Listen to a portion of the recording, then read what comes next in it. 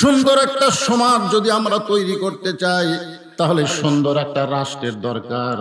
আর সুন্দর একটা রাষ্ট্র যদি গঠন করতে চাই, তাহলে মানুষের তৈরি করে আইন হবে না, আমার আল্লাহর কোরআনের আইন লাগবে। জোরে কোন কথা ঠিক কি না? এখন আল্লাহর কোরআনের আইন যখন আমাদের বাংলাদেশে চালু হবে, তখন আমাদের ঈমানটা কেমন হবে? কেমন? ভালো, খুব ভালো। কাল মুখ দেখলি হবি। আল্লাহর কোরআন যখন বাংলা চলবে, তখন আমাদের ঈমানটা কেমন হবে আপনাদের বুঝানোর জন্য। হ্যাঁ, বুঝানোর জন্য বলতেছি। এক সময় পৃথিবীর সর্বশ্রেষ্ঠ ক্যাডার, আমরা গুন্ডা বলি, ক্যাডার বলি, মাস্তান বলি, পৃথিবীর সর্বশ্রেষ্ঠ মাস্তান, সর্বশ্রেষ্ঠ গুন্ডা ছিল হযরত ওমর। আবু জেহেল কিন্তু আল্লাহর নবীকে হত্যা করবার চাইছে, কিন্তু ডাইরেক্ট না। আর হযরত ওমর ডাইরেক্ট নাঙ্গা তরবারে হাতে নিয়ে নবীকে হত্যা করার জন্য রওনা দিয়েছিল। জোরে করার কথা ঠিক কিনা? আপনারা বলেন তো, হযরত ওমরের এই যে চরিত্র, নবীকে হত্যা করবে, এই চরিত্রকে ডিমোশন করে দিছে কে? আল্লাহ না, কোরআন। তিনি যখন রাস্তার মধ্যে শুনতে পাইলেন, ওমর তুমি নবী হত্যা করার জন্য নাঙ্গা তরবারি নিয়ে যাচ্ছ, তুমি কি জানো তোমার বোন আর ভগ্নিপতি ওই নবীর দলে ভর্তি হচ্ছে?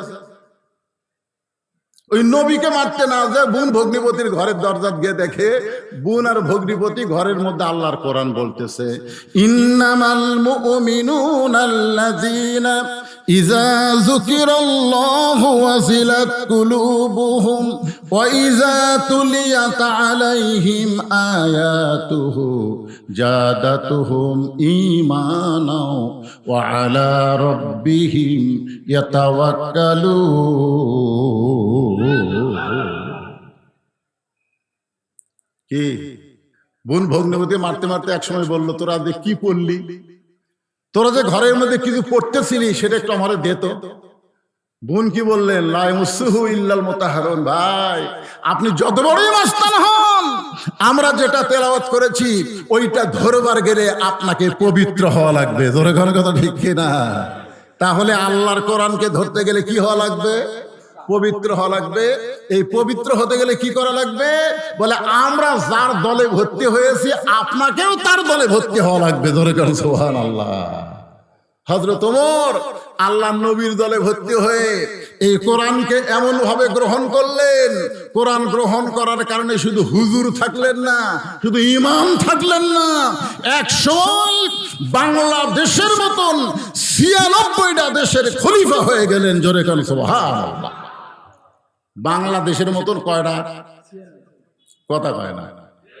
বাংলাদেশের মতন ৯৬টা দেশের খলিফা যখন হযরত ওমর হলেন, তখন মনে হয় তার মাথার টুপি ছিল না। কথা কয় না। তখন ওমরের মাথার টুপি ছিল, ওমরের মুখে দাড়ি ছিল, ওমরের পরনে কি নবীর সুন্নতি পোশাক ছিল? তো তাহলে হুজুররা দেশ চালাবার পারবে না। মোল্লার দৌড় মসজিদ পর্যন্ত। একটা মৌলবি যদি খুব বেশি পারে তো মসজিদ চালাবে, মসজিদের বাহিরে মৌলবিকে খাওয়া নাই। একদল লোক বলে কি বলে না যে মোল্লার দৌড় মসজিদ পর্যন্ত। তো হযরত ওমর মোল্লা হইয়া, মৌলবি হইয়া বাংলাদেশের মতন ৯৬টা দেশের খলিফা। ধরে কোন সুবহানাল্লাহ। তিনি একদিন মসজিদের মেম্বরে বসে হযরত ওমর নিজের গালে নিজে চল মারতেছেন, নিজের গালে নিজে চল মারতেছেন। খেয়াল করেন, ডান হাতে ডান গালে চল মারে, বাম হাতে বাম গালে চল মারে। এমন সময় হযরত ওসমান গনি মসজিদে ঢুকছে। এমন সময় ঢুকি বলতেছি, আমিরুল মুমিনিন আপনি কি পাগল হয়ে গেলেন? নিজের গালে নিজে চল মারতেছেন। ওমর ফারুক বলে, ওসমান আমার অতীতের কথা বারবার মনে হচ্ছে, আমার অতীতের কথা বারবার মনে হচ্ছে। ওসমান গনি বলতেছি, আমিরুল মুমিনিন আপনি হচ্ছেন বর্তমান অর্ধ জাহানের খলিফা। ওমর ফারুক বললেন, ওসমান যেই ব্যক্তি শুধু বর্তমানকে খেয়াল করে, অতীতের কথা ভুলে যায়, ভবিষ্যতের চিন্তা করে না, ওই ব্যক্তি কোনো সময় মানুষ থাকতে পারে না। জোরে কোন কথা ঠিক কিনা?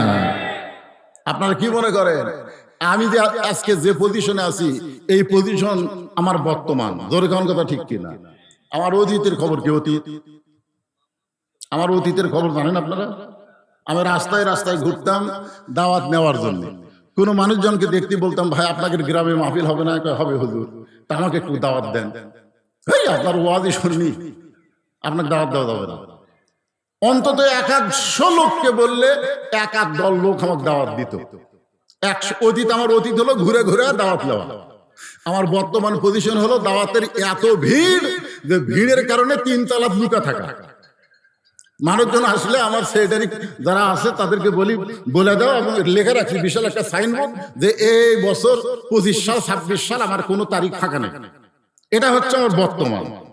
আর আমার ভবিষ্যৎ হচ্ছে মসজিদের খাটনি, আমার বাড়ির আঙ্গিনাতে আসবে, আমার সমস্ত কাপড় খসায়া সাদা কাপড়ের কাপড়ে চকলেটের মতন মোড়ায়া আমাকে অন্ধকার কবরে নিয়ে যাবে। জোরে কোন কথা ঠিক কিনা? এখন আমার অতীতের রাস্তা ঘুরে ঘুরে দাওয়াত দেওয়ার কথা মনে নাই, আমার ভবিষ্যৎ মৃত্যুর কথাও মনে নাই। বর্তমানে আমি কি হনু রে? কি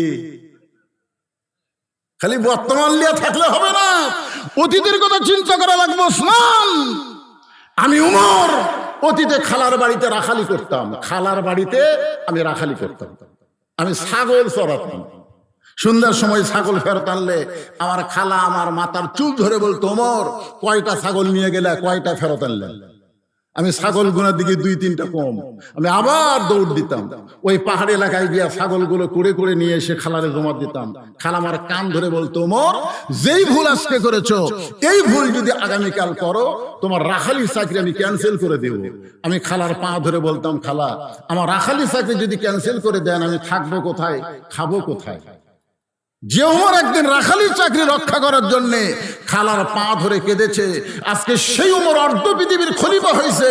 এটা উমরের যোগ্যতাই নয়, এটা কেবলমাত্র আল্লাহর কোরআনের উসিলায়। জোরে করার কথা ঠিক কিনা? এখন আপনারা বলেন তো, এই কোরআনের ক্ষমতা আছে না? না, এই কোরআন যখন বাংলার জমিনে চালু হবে, আমরা তো দেখিনি, আমরা খালি সারা জীবন ওয়াজ শুনে যাচ্ছি। জোরে করার কথা ঠিক কিনা? সাইদ হুজুর 50 বছর কোরআনের তাফসির করেছে, প্রত্যেক গ্রামে গ্রামে, প্রত্যেক পাড়ায় পাড়ায় কোরআনের মাহফিল হচ্ছে। সারা জীবন শুধু কোরআন শুনেই যাচ্ছি, কোরআন শুনেই যাচ্ছি, কিন্তু কোরআন বাস্তবে কি এইটা কি আমরা দেখতে পাইছি? জোরে গান দেখতে পাইছি? আজকে যদি কোরআনের আইন বাংলার জমিনে থাকতো, এরকম লুটতারাত, খুন, রাহানি, চাঁদাবাজি হতো? জোরে বলেন হতো? আজকে বাংলার অবস্থা কিরকম? ডক্টর ইউনূস কিছুই করবার পারতেছে না, কারণ মানুষের আইন দিয়ে কি করবে? একদিকে ধরে নিয়ে আসে, আরেকদিকে জামিন হয়। জোরে গান কথা ঠিক কিনা? এই তো মানুষের আইন। কিন্তু আল্লাহর কোরআনের আইন হলো জামিন। তুমি যে অপরাধ করেছো, তোমার উপরে সেই অপরাধের প্রয়োগ হবে। জোরে করে কথা ঠিক কিনা? তুমি পাথর দিয়ে হত্যা করেছো, তোমাকে পাথর দিয়ে হত্যা করা হবে। জোরে করে কথা ঠিক কিনা?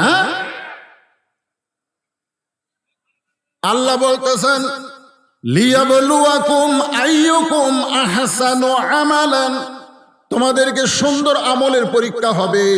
এই সুন্দর আমলটা কি আপনাদের দেখানোর জন্য বলতেছি। হযরত ওমর অর্ধ পৃথিবীর খলিফা হইয়া একদিন ছদ্মবেশ ধারণ করেছে শুধুমাত্র আল্লাহর কোরআনকে দেখার জন্য। ধরে কান সুবহানাল্লাহ। যেই কোরআন একটা রাখালকে অর্ধ পৃথিবীর খলিফা বানায় দিল, সেই কোরআনটা কি একটু নিজের চোখে দেখার দরকার আছে না নাই? হযরত ওমর ছদ্মবেশে আল্লাহর কোরআন দেখার জন্য মদিনার অলি গলি ঘুরতেছেন। হঠাৎ হযরত ওমর দেখতে পায় বিস্তীর্ণ মরুভূমি, ওই মরুভূমির মধ্যে একজন রাখাল উট আর দুম্বা চড়ায়। হযরত ওমর আল্লাহর কোরআনকে দেখার জন্য রাখালকে সালাম দিলেন, আসসালামু আলাইকুম রাখাল ভাই, আমার পেটে ক্ষুধা লাগছে, আমি উটের 1 পেয়ালা দুধ চাই। আসসালামু আলাইকুম রাখাল ভাই, আমার পেটে ক্ষুধা লাগছে, আমি উটের 1 পেয়ালা দুধ চাই। রাখাল সালামের উত্তর দেয় না। কি দেয় না? আপনারা বলেন তো, সালাম দেওয়া কি সুন্নত আর উত্তর দেওয়া কি ওয়াজিব। উত্তর দেওয়া কথা কর না কেন, উত্তর দেওয়া কি ওয়াজিব। উমর ফারুকের রাগ কম না বেশি? কিন্তু রাগটা কন্ট্রোল করলেন, কারণ যখন নেতা হবে তখন নেতাদের রাগ কন্ট্রোল করা শিখতে হবে। আল্লাহ রাসূল যে নেতা ছিলেন, রাসূল যে আদর্শ দিয়ে গেছেন, নেতা হলে হবে না, নেতাদের রাগকে কন্ট্রোল করা লাগবে। ধরে কোন ঠিক কিনা? ওমর ফারুক রাগকে কন্ট্রোল করে বললেন, রাখাল ভাই, তোমাকে আমি সালাম দিলাম, উটের এক পেয়ালা দুধ চাইলাম, তুমি সালামের উত্তর দাও না, উটের দুধ দিবা কিনা সেটাও বলো না। রাখাল মুচকি মুচকি হাসি আর বলে, তোমার সালামের উত্তর আমি দেব না, আগে জানতে হবে তোমার পরিচয়, তুমি কে। প্রত্যেকটা মানুষের পরিচয় আছে না? ওমর ফারুক চিন্তায় পড়ে গেলেন যে আমি অর্ধ পৃথিবীর খলিফা, আমি ছদ্মবেশ ধারণ করেছি আল্লাহর কোরআনকে দেখার জন্য, এখন যদি আমার পরিচয় দিয়ে দেই তাহলে গুমুর তো ফাঁস হয়ে যায়। এই চিন্তা যখন ওমর করতেছেন, এমন সময় আল্লাহর কোরআন সামনে এসে বলে, ওমর, রাখাল যখন তোমার পরিচয় চাইছে, তুমি আসল পরিচয় দাও। তোমার আসল পরিচয় ওমর না, তোমার আসল পরিচয় অর্ধ পৃথিবীর খলিফা না, তোমার আসল পরিচয় হলো মিল্লাতা আবিকুম ইব্রাহিম ওয়া সাম্মাকুমুল মুসলিমিন। তোমার আসল পরিচয় হলো তোমার জাতির পিতা। যারা বলবেন না, যারা বলবেন না তারা অন্য কাউকে জাতির পিতা মানতেছেন নাকি? হ্যাঁ, এটা কি আমার বাপের কথা না আল্লাহর কোরআনের কথা? তা আপনারা কি আল্লাহর কোরআনের সাথে একমত না দ্বিমত?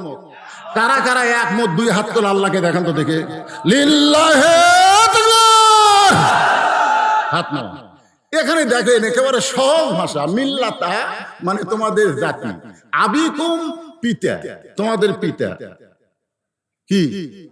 মিল্লাতা আবিকুম ইব্রাহিম, তোমাদের জাতির পিতার নাম হলো ইব্রাহিম। হুয়া সাম্মাকুমুল মুসলিমিন, যদি তোমরা মুসলমান হও তাহলে বিশ্বাস করতে হবে আমাদের জাতির পিতার নাম কি। এখন কি বলতেছেন? হুয়া সাম্মাকুমুল মুসলিমিন। ওমর ফারুক বলতেছে, রাখাল, আমার পরিচয় যদি জানতে চাও তাহলে আমার পরিচয় হলো আমি একজন মুসলমান, আমি একজন মুসলমান। রাখাল মুসকি মুসকি হাসিয়ার বলে, আসল না নকল? আপনার বলেন তো, ওমর ফারুক আসল মুসলমান না নকল মুসলমান? এখন আসল না নকল? কিন্তু রাখাল বলতেছে, পথিক, তুমি আসল মুসলমান না নকল মুসলমান? ওমর ফারুক বলে, রাখাল, মুসলমান তো মুসলমান, এখানে এবার আসল নকল কি? রাখাল বলতেছে, আসল মুসলমান যারা হবে তারা চাওয়ার ব্যাপারে সতর্ক থাকবে। আসল মুসলমান জীবন যাবে কিন্তু আল্লাহ ছাড়া অন্য কারো কাছে যাবে না। ইয়াকা নাবুদু ওয়া ইয়াকা নাস্তাঈন।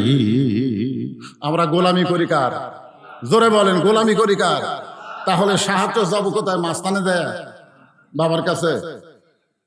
অনেকে আছে না নাই? আমার দয়াল বাবার দরবারেতে কেউ ফিরে না খালি হাতে। বৈশাখের শেষ বৃহস্পতিবারে মাস্তানি কি হয়? জোরে কোন দয়াল বাবা আসে না? কথা কন না কেন? এখন আপনারা বলেন, দয়াল বাবার দরবারেতে কেউ ফিরে না খালি হাতে, এই কথা বলা কি শিরক না ঈমান? জোরে বলেন, মুশরিক না মুসলমান? একমাত্র আল্লাহ ছাড়া অন্য কারোর কাছে চাওয়া যাবে না। রাখাল বলতে, পথিক, তুমি যদি আসল মুসলমান হও তুমি দুধ চাইলা কার কাছে? মোর ফরচুম করছে, চোখের পানি বের করে বলতেছে, আল্লাহ, তোমার কোরআন যখন দুনিয়াতে চালু থাকবে, উমর যদি ভুল করে একটা রাখাল পর্যন্ত ভুল ধরতে পারবে। ধরে কারণ সুবহানাল্লাহ। খালি জুমার দিনে লম্বা জুব্বা গাও দিয়ে খুতবা দিচ্ছে, মাঝখান থেকে একজন দাঁড়িয়ে বলতেছি, আমিরুল মুমিনিন, আপনার খুতবা শুনবো না, আপনার খুতবা শুনবো না। ওমর ফারুক চমকে বললেন, ভাই, আমার দোষ কি? বলে, আপনার দোষ হলো আমাদেরকে খাটো পাঞ্জাবি দিয়ে আপনি লম্বা জুব্বা পরবেন। আল্লাহর কোরআনের আইন যখন চালু থাকবে, তুমি যত বড়ই নেতা হও, তুমি ভুল করলে জনগণ তোমার ভুল ধরবে। জোরে কোন কথা ঠিক কিনা? তো যতই ডবল টাইটেল পাস হও, ডবল কামেল হও, যতই দাওরা পাস হও, জোহরের 4 রাকাত নামাজে 2 বৈঠক, 2 রাকাত পর আর 4 রাকাত পর। তুমি 2 রাকাত পর এক বৈঠক দিলে, 3 রাকাত পর আবার বসলে। তুমি যত বড়ই হুজুর হও, সাধারণ অটো ভ্যান চালক তোমাকে আল্লাহু আকবার করে দাঁড় করাই দিবে। জোরে কোন কথা ঠিক কিনা কথা বলে? আমাদেরকে খাটো পাঞ্জাবি দিয়ে, আর তুমি লম্বা জুব্বা পরা খুতবা দিচ্ছ। এই জুব্বা কোথায় পাইলেন? যতক্ষণ না বলবেন ততক্ষণ আমরা আপনার খুতবা শুনবো না। এমন সময় উমরের ছেলে আব্দুল্লাহ এসে বলতেছে, রে নবীর সাহাবীরা, তোমরা খাটো পাঞ্জাবি হলেও তো নতুন কাপড় পরে নামাজ পড়তে আইছো, কিন্তু আমার পরনে তাকায় দেখো, আমার পরনে নতুন কোনো কাপড় নাই। ওসমান গনি বলে, আব্দুল্লাহ, আজকে জুমার দিনে সবাই নতুন কাপড় পরলো, তুমি নতুন কাপড় কেন পরো নাই? আব্দুল্লাহ বলতেছে, আমি যদি নতুন কাপড় পরতাম তাহলে আমার বাবার জুব্বা লম্বা হতো না। তোমরা সবাই যখন ঘুমাইছিলে তখন আমার বাবা আমার কাছে গিয়ে বলে, আব্দুল্লাহ, আগামীকাল জুমার দিনে খুতবা দিব, কিন্তু আমার পাঞ্জাবি এত ছোট, এই ছোট পাঞ্জাবি পরে কেমনে খুতবা দেই? তোর কাপড়টুকু তুই আমাকে দান করে দে। গভীর রাতে আমার বাবাকে আমার কাপড়টুকু দিয়ে দিলাম। বাবার কাপড় আমার কাপড় একত্র করে বাবা লম্বা জুব্বা বানায় খুতবা দেয়। এখন বলো, বাবার খুতবা শোনা যায় কি না যায়? সমস্ত মুসল্লি চিল্লায় বলে, আল্লাহ, তোমার কোরআন যখন দুনিয়াতে চালু হবে, এমন ভালো মানুষকে নেতা হিসাবে দেখা যাবে। আল্লাহর কোরআন যখন দুনিয়াতে চালু হবে, যিনি তিনি নেতা হতে পারবেন না। নেতা হতে গেলে সৎ লোক লাগবে। জোরে কোন কথা ঠিক কথা বলে? ওমর ফারুক চোখের পানি বের করে বললেন, রাখাল ভাই, আসলেই আমার ভুল হয়ে গেছে। দেখছেন কার কাছে ভুল স্বীকার করতেছে? রাখাল বলতেছে, ভুলটা যখন স্বীকারই করলে তাহলে তওবা করো। হাসিনা যদি বলতো, ভাই 18 সালে নির্বাচন আমি দিনের ভোর রাতে লিছি, 24 সালে নির্বাচন আমি ড্যামি নির্বাচন করছি, এই নির্বাচনগুলো আমার ভুল, ভাই বাংলাদেশের জনগণ আমাকে মাফ করো, আমি তওবা করতেছি, এরকম নির্বাচন আর করবো না, আমি নিজে নিজেই পদত্যাগ করলাম। আপনারা বলেন তো, তাকে পলান লাগতো? এ কতক্ষণ তাকে পলান লাগতো? আল্লাহ বলেছেন, তুমি যত বড় অপরাধ করো না কেন, লা তাকনাতু মির রাহমাতিল্লাহ, ইন্নাল্লাহা ইয়াগফিরুয যুনুবা জামিআ, ইন্নাহু হুয়াল গাফুরুর রহিম। তোমরা যারা আগে আওয়ামী লীগ করতা, এখন তোমরা চিন্তা করে দেখো, যেই দেশের প্রধানমন্ত্রী থেকে শুরু করে সমস্ত এমপি মন্ত্রী, এমনকি চেয়ারম্যান, উপজেলা চেয়ারম্যান সব যখন পলায়ে গেছে, সেই দল থেকে এখন তওবা করে আমাদের অন্য একটা দলে ফিরে আসা দরকার। ধরে কোন কথা ঠিক কিনা? আপনারা বলেন, তওবার সুযোগ আছে না নাই? এ কথা কোন আছে না নাই? রাখাল বলতেছে, ভুলটা যখন স্বীকারই করছে তাহলে তওবা করো। ওমর ফারুক বলতেছে, ঠিক আছে, আমি তওবা করতেছি।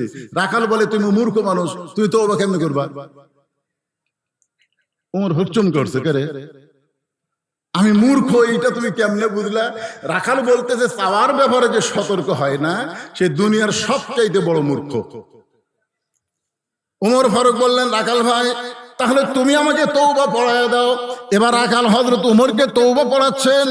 এখানে যারা বসে আছেন, আপনারা বলেন তো, আপনাদের ভিতরে যারা মাগরিবের নামাজ পড়ে নাই, এশার নামাজ পড়ে নাই, মনে করেন এখানে যত মানুষ বসে আছেন আপনাদের মধ্যে কেউ নাই এরকম মাগরিবে পড়েনি, এশাও পড়েনি, ওই ফজরও পড়বি না? এখন যদি সে তওবা করে, আল্লাহ, আমি জীবনে নামাজ পড়িনি আল্লাহ, কিন্তু ফজর থেকে আমি নামাজ শুরু করে দিলাম, তওবা করতেছি। আল্লাহ বলে, তওবা করার সঙ্গে সঙ্গে তুই জীবনে যত নামাজ পড়ার পাপ হয়েছে সমস্ত পাপ আমি আল্লাহ মাফ করে দিলাম। আর তাই হাবিবুল্লাহ, তওবাকারী আল্লাহর দোস্ত, ধরে করে সুবহানাল্লাহ। তাহলে ওমর ফারুককে রাখাল তওবা পড়াচ্ছে, আমরা সবাই যদি একটু তওবা পড়ি, আমাদের কোনো সমস্যা আছে? তাহলে সকলে আমার সঙ্গে পড়েন, আস্তাগফিরুল্লাহ রব্বি।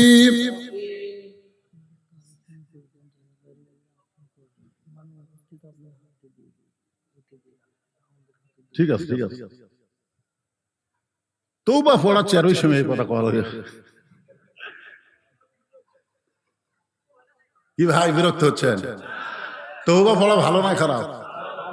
সবচাইতে ভালো আমলের নাম হলো তওবা। জানেন তওবা শব্দের অর্থ কি? ফিরে আসা, ফিরে আসা। আমি এতদিন অন্ধকারে ছিলাম, এখন আলো চলে আসলাম। আমি এতদিন বেনামাজি ছিলাম, নামাজি হয়ে গেলাম। আমি এতদিন শয়তানের দল করতাম, আল্লাহর দল আসলাম। এরকম এর নাম হলো তওবা, মানে ফিরে আসা। জোরে কোন কি? ফিরে আসা। তাহলে সবাই আমার সঙ্গে বলেন, সবাই বলেন, এই যুবকরা তোমরা একটু জোরে জোরে বলবা, বুঝলি না? বুড়া মানুষ আর যুবক মানুষের কম বেশি আছে না? নাই? হ্যাঁ, আপনারা বলেন তো, যে একটা লোক যতদিন ঘুষের চাকরি করছে ততদিন তওবা পড়েনি। যে চাকরি গেছে তখন তওবা করতেছে, আল্লাহ আমি আর ঘুষ খাবো না, আল্লাহ আমি আর ঘুষ খাবো না। আপনারা বলেন তো আর তওবা কবুল হবে? কেন কবুল হবে না? আল্লাহ কয় করে তোর চাকরি নাই, তোর এখন চাকরি নাই, আপনি ঘুষ খাবো না, সেই তওবা করতেছি। এই জন্যই যারা যুবক, এখানে যে সমস্ত যুবকেরা বসে আছেন, আমি একটু অনুরোধ করে বলতেছি, বলেন জবান খুলে আমার সঙ্গে তওবা পড়া। হতে পারে আজকের মাহফিল আমাদের জীবনের শেষ মাহফিল, জোরে কোন ঠিক কিনা?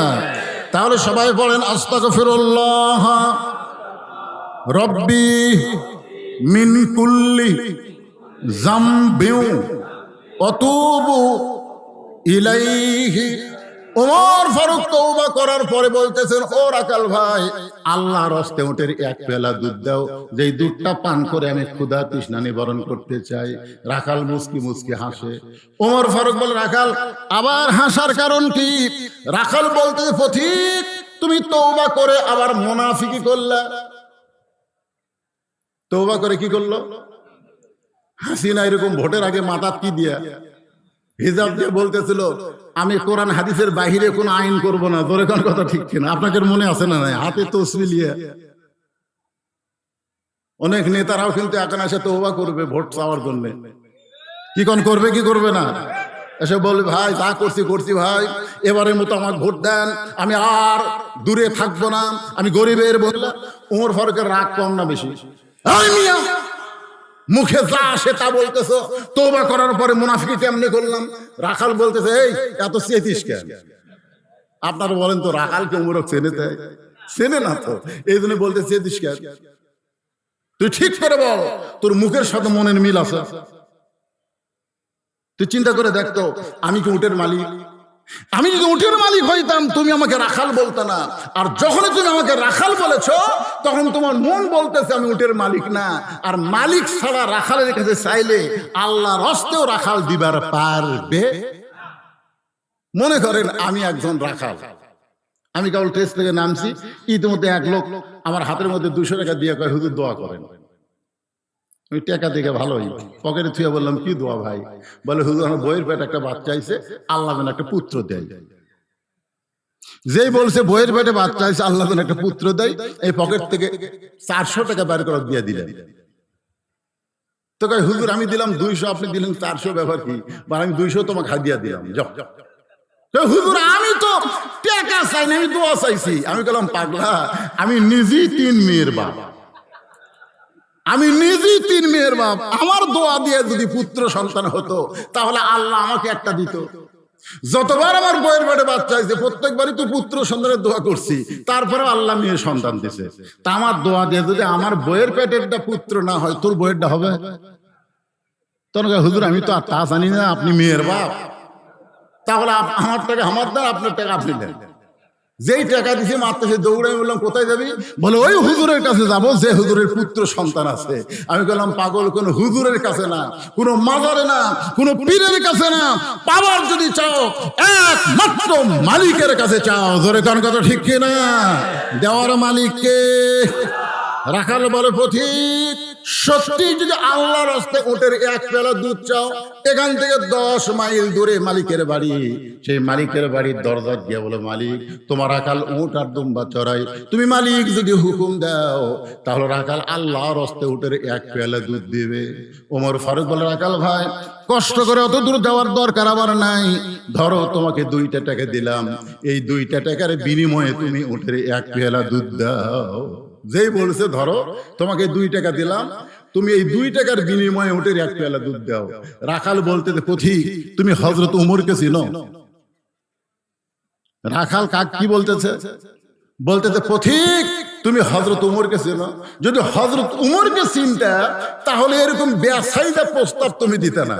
উমরের গুপ্ত বাহিনী যদি দূর থেকে দেখবার পায় তুমি আমার 2 টাকা ঘুষ দিছো আর মালিক বাদ দিয়ে আমি তোমাকে 1 পেয়ালা দুধ দিলাম, তাহলে তোমাকেও ধরবে আমাকেও ধরবে। এই বুড়া বয়সে তুমি ধরা পড়বার চাও? ওমর ফারুক বলে, রাখাল ভাই আসলে তো আমার মনেই নাই রে, তাহলে চলো পাহাড়ের গুহার মধ্যে যাই। এই গুহার মধ্যে গিয়ে তোমাকে গোপনে 2 টাকা দিব, তুমি গোপনে উটের 1 পেয়ালা দুধ দিবা, তাহলে উমরের গুপ্ত বাহিনীও দেখতে পাবে না, তোমার মালিকও জানতে পারবে না। রাখাল চিল্লায় বলে, তুমি ভণ্ড, তুমি ভণ্ড, তুমি ভণ্ড। উমর ফারুক বলে, রাখাল আমার মধ্যে ভণ্ডামির কি দেখলা? রাখাল বলে, পথিক পাহাড়ের গুহার মধ্যে দেওয়া নেওয়া করলে উমরের গুপ্ত বাহিনী দেখতে পাবে না, আমার মালিক জানতে পারবে না, কিন্তু রাখালের আল্লাহ সব জায়গায় দেখতে পায়। যেই বলছে রাখালের আল্লাহ সব জায়গায় দেখতে পায়, সঙ্গে সঙ্গে হলতমর মারছে দৌড়। এক দৌড়ে পাহাড়ের পাদদেশে গিয়া 2 রাকাত নামাজ পড়ে আল্লাহকে বলতেছে, আল্লাহ তোমার কোরআন এত সুন্দর, তোমার কোরআন এত সুন্দর, তোমার কোরআন যখন সমাজে চালু হয়ে যাবে তখন কেউ না দেখলেও আল্লাহ দেখবে, এই বিশ্বাস প্রত্যেকটা মুসলমানের কলিজার মধ্যে ঢুকে যাবে। আপনারা বলেন তো, কেউ না দেখলেও আল্লাহ দেখতেছে, এই বিশ্বাস যদি আমাদের অন্তরে থাকে তাহলে দরজা জানলা বন্ধ করে আমরা কি খারাপ কোনো ছবি দেখতে পারবো? আজকাল যুবকেরা কি মনে করে, বাপ মা ঘুমায় গেছে, দরজা জানলা বন্ধ, এখন বার করে ইচ্ছা মতো দেখো। ওর যদি বিশ্বাস থাকতো কেউ না দেখলেও আল্লাহ দেখতেছে, তাহলে ঘুষ খাবার পারতো, দুর্নীতি করবার পারতো। জোরে কোন কথা বললে কেন? তাহলে আল্লাহর কোরআন যখন চালু হবে তখন কেউ না দেখলেও কে দেখবে? ওমর ফারুক আল্লাহর শুকরিয়া আদায় করতেছে, আল্লাহ তোমার কোরআন এত সুন্দর, তোমার কোরআন দুনিয়াতে চালু থাকার কারণে রাখালকে এমন একটা ঈমান দিয়েছো যে ঈমান কেউ না দেখলেও আল্লাহ দেখতেছে। রাখাল ওমরের কিছু কাছে গিয়ে বলতেছে, ভাই তুমি যতই কান্দো উটের দুধ দেওয়া যাবে না। ওমর ফারুক বললেন, রাখাল ভাই উটের দুধের কোনো দরকার আমার নাই, আমি শুধু তোমার কাছে জানতে চাই, তুমি না দেখা আল্লাহকে কলিজার মধ্যে জায়গা দিয়া তুমি যে আল্লাহর কোরআন অনুযায়ী চলতেছো, এর বিনিময়ে তোমার চাহিদা কি? আপনারা বলেন তো, এই বাংলাদেশে হাসিনার সময় অনলাইনে কষ্ট করে ইসলামী আন্দোলন যারা করেছে, মিথ্যা দোষ দিয়ে অনেক ভালো মানুষকে ফাঁসির কাস্টে নিয়ে গেছে। ধরে কোন কথা ঠিক কিনা?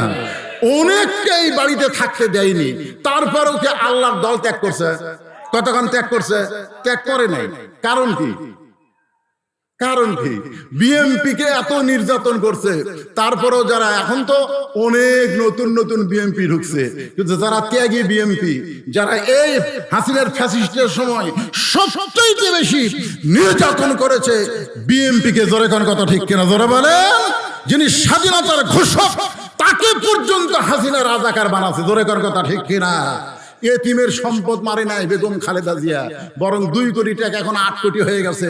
মিথ্যা মামলা দিয়া তাকে 6 বছর জেলে রাখছে। এত নির্যাতন করেছে, তারপরেও কি তারা বিএমপি ছাড়ছে? কথা কন না কেন ছাড়ছে? এখন ব্যাপারটা বুঝতে হবে, যে যাকে ভালোবাসে যতই কষ্ট হোক না কেন সে সেটা ত্যাগ করে না। কিন্তু কতগুলো সময় দেখবেন জোয়ার হয়, জোয়ার। আগে ছিল আওয়ামী লীগ, বিএনপির মধ্যে সবচেয়ে ফাউল কথা কারা বলতেছে আপনারা খেয়াল করে দেখবেন। যারা আগে আওয়ামী লীগ করতো বর্তমানে বিএনপি হয়ে গেছে, এরা বিএনপি দুর্নাম করার জন্য ফাউল কথা বলতেছে। একটা ফজলু পাগলা, উনি কিন্তু আগে আওয়ামী লীগ করতো। জোরে করার কথা ঠিক কিনা? আর একটা হলো এই যে পাবনার হাবিব, আগে ছিল ছাত্র লীগের প্রেসিডেন্ট, সেই লোকটা বিএনপিতে এসে উনি শহীদ জিয়ার আদর্শ বোঝে। শহীদ জিয়ার আদর্শ মানে ইসলামী মূল্যবোধের আদর্শ। জোরে কোন কথা ঠিক কিনা? কথা বলেন।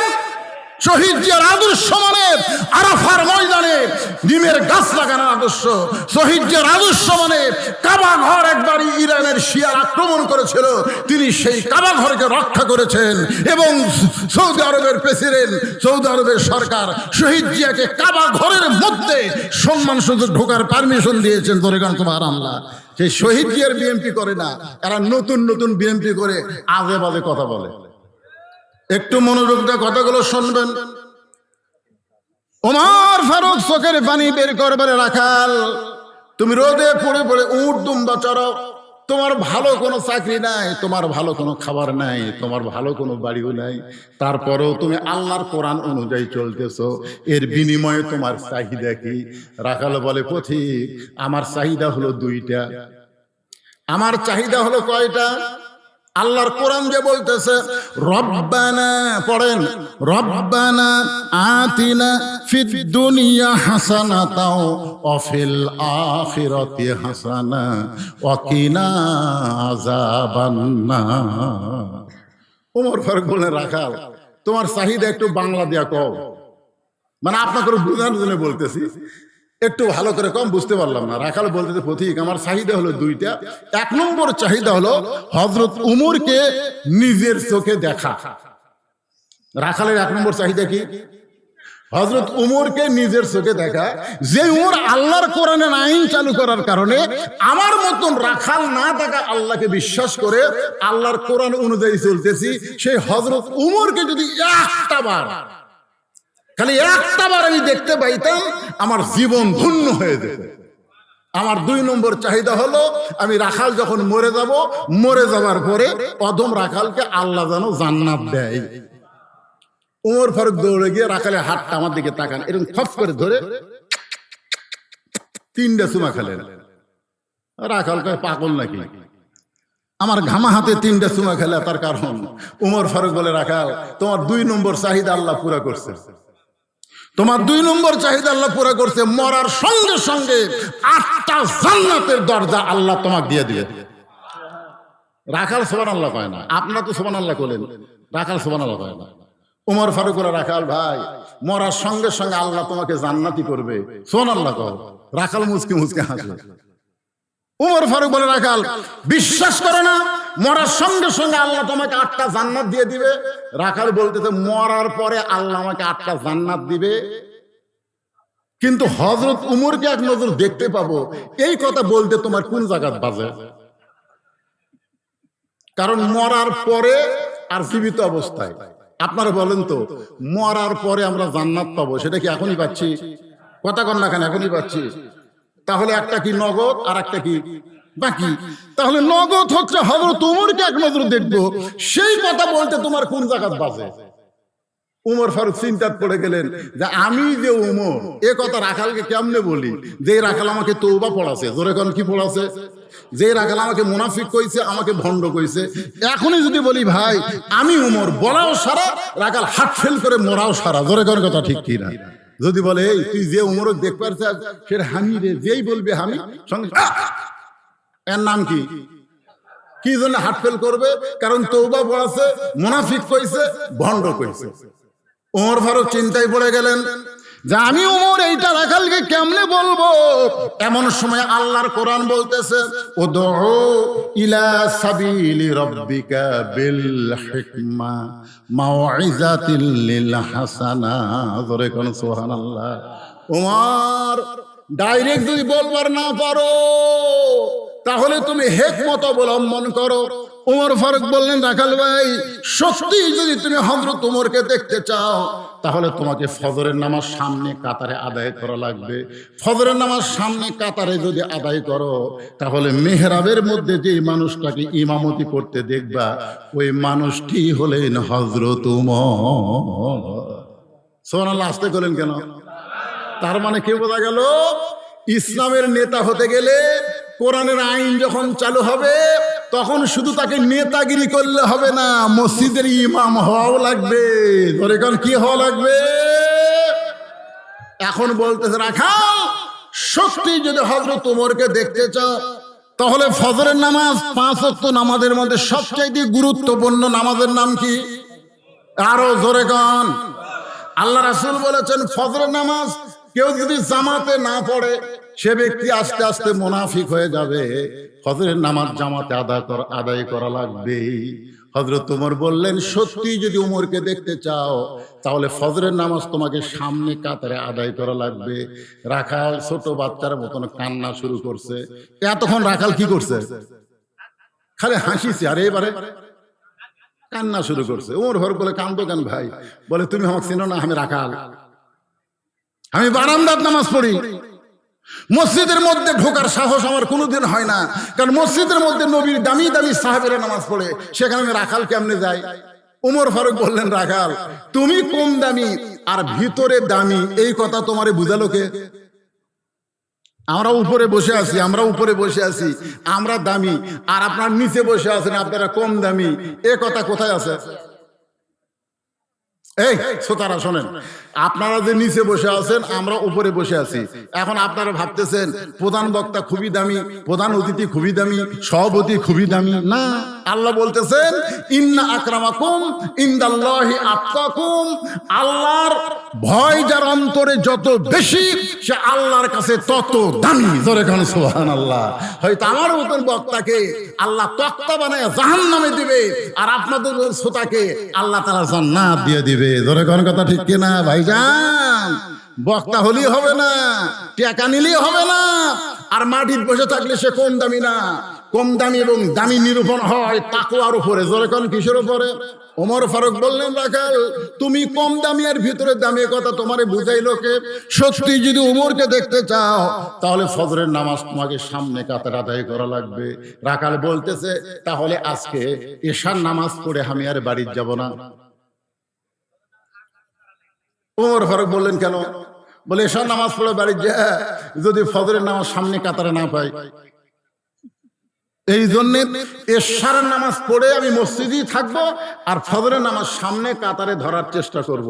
ওমর ফারুক বললেন, রাখাল তুমি বলো তো, 5 ওয়াক্ত নামাজের মধ্যে 3 ওয়াক্ত তাড়াতাড়ি আর 2 ওয়াক্ত লম্বা কেন? 5 ওয়াক্ত নামাজের মধ্যে 3 ওয়াক্ত কি তাড়াতাড়ি? আসর, মাগরিব, এশা। দেখেন একটা জাতি আর একটা। জোরে কোন কথা ঠিক কিনা? আসর, মাগরিব, এশা, এই 3 ওয়াক্ত কি কাছাকাছি না? তাড়াতাড়ি না? আর 2 ওয়াক্ত লম্বা, এশা থেকে ফজর, ফজর থেকে জোহর, এই 2 ওয়াক্ত লম্বা কেন? রাখাল বলতেছে, আমি তো জানি না।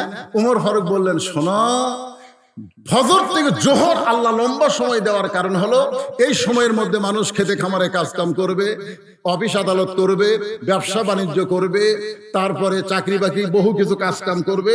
এই কাজ কাম করার কারণে দেহের মধ্যে যে ক্ষয় হবে, এশা থেকে ফজর আল্লাহ লম্বা সময় দেওয়ার কারণ হলো, এই লম্বা সময়ের মধ্যে সে ঘুম পাড়বে, আর ওই ঘুম পাড়ার কারণে ওই ফজর থেকে জোহর পর্যন্ত যে ক্ষয় হয়েছে, আল্লাহ তাআলা ওই ক্ষয়টা ঘুমের মাধ্যমে পুরো করে দিবে। তাহলে এশা থেকে ফজর তুমি যদি সামনে কাতারে ধরবার চাও, তোমার যদি ঘুম ধরে, তাহলে তুমি কি করবা? রাখাল বলতে, ঘুম যদি ধরি তাহলে মসজিদের মধ্যে ঘুমায় যাব। যেই বলছে মসজিদের মধ্যে ঘুমায় যাব, উমর ফারুক চেহারা লাল করে বলতে, রাখাল মসজিদের মধ্যে ঘুম পাড়ার দলিল দে। এই শোনেন, মসজিদের মধ্যে একটা ঘুম পাড়বেন, সে ঘুম পাড়ার দলিল থাকা লাগবে না। কথা কন, ফাইজা কুদিয়াতিস সালাহ ফান্তাশিরু ফিল আরদ। আহারে, আপনার তো কিছুই বলতেছেন না, কি মন খারাপ করছেন নাকি? মসজিদে ঘুম পাড়ার দূরের কথা, জোহর নামাজ পড়ে সবাই চলে গেছে, ওরা 3 জন 4 ফ্যান দিয়ে গল্প করতেছে। কয় ফ্যান? 4 ফ্যান দিয়ে 3 জন গল্প করতেছে, 1-1 ঘন্টা হয় গল্প ছাড়ে না। 2 কান্দে 2 ফেরেশতা বলতেছে, আল্লাহ সবাই নামাজ পড়ে বাড়িতে গেল, এরা 3 জন যে 4 ফ্যান দিয়ে গল্প করতেছে, এর কি রেজাল্ট কি? আল্লাহ বলতেছে, এই 3 জনের রেজাল্ট হলো, এই যে 4টা ফ্যান ঘুরতেছে, এই ফ্যান ঘোরার কারেন্টের বিল এই 3 জন আলাদা ভাবে না দেওয়া পর্যন্ত এরা জান্নাতে যাওয়ার পারবে না। কারণ মসজিদ তোর বাপের ঘর না যে ইচ্ছা মতো ফ্যান ঘুরাবি। জোরে কোন কথা ঠিক কথা বলেন? হ্যাঁ, মসজিদ তোর বাপের ঘর।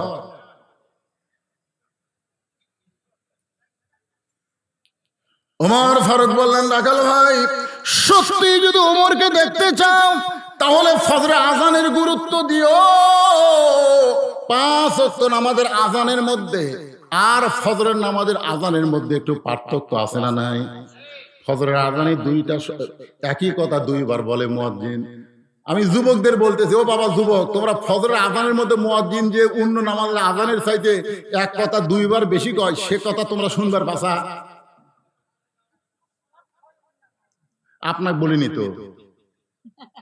এই যে যুবক যারা ফেসবুক চালায় 2টা পর্যন্ত ফেসবুক চলে, ওই ঘুম আসলে আসসালাতু খায়রুন নাম কোন দিক দিয়ে যায় ওই বুঝতে পারে।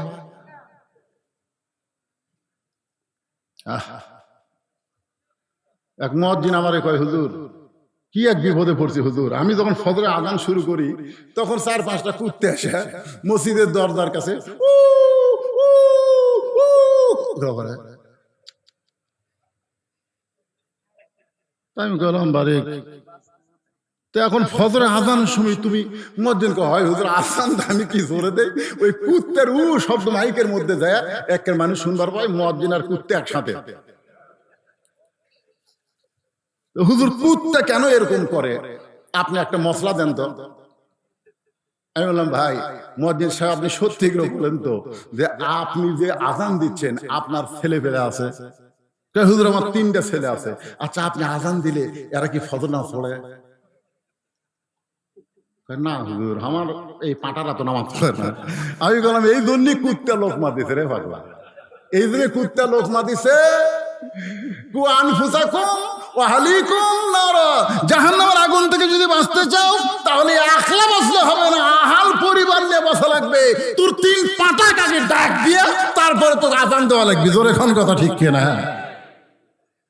পরদিন থেকে 3 পাটাক ডাক দিয়া, 3 পাটা মানে 3 বেটাক ডাক দিয়ে ওযু করে মসজিদে আজান দিছে, এক কিটটা আর আসে না। কি বুঝলেন? ফজরের সময় আজান শোনে না, ঘুম পাড়ে যারা, কুত্তার চাইতেও খারাপ তারা, কুকুরের চাইতেও খারাপ তারা। আসসালাতু খায়রুম মিনান নাওম, ঘুম হইতে নামাজ অতি উত্তম। একথা কার? আরো জোরে বলেন। এতদিন রাখাল নামাজ পড়েছে বারান্দায়, কিন্তু আজকে নামাজ পড়বে কোথায়? কথা কানা কোথায়? যে আজান শুনেছে সঙ্গে সঙ্গে দৌড় বারান্দাতে এসে বলতেছে, বারান্দা মন খারাপ করিস না, তাহলে আজকের দিন ঢুকতেছি দেখার জন্য, দেখা হলি ওই কষ্ট করে সামনে যাওয়ার দরকার নাই, বারান্দার নামাজ পড়ার মজাই আলাদা। পরে আসবো আগে যাবো, জোরে কোন কথা ঠিক না?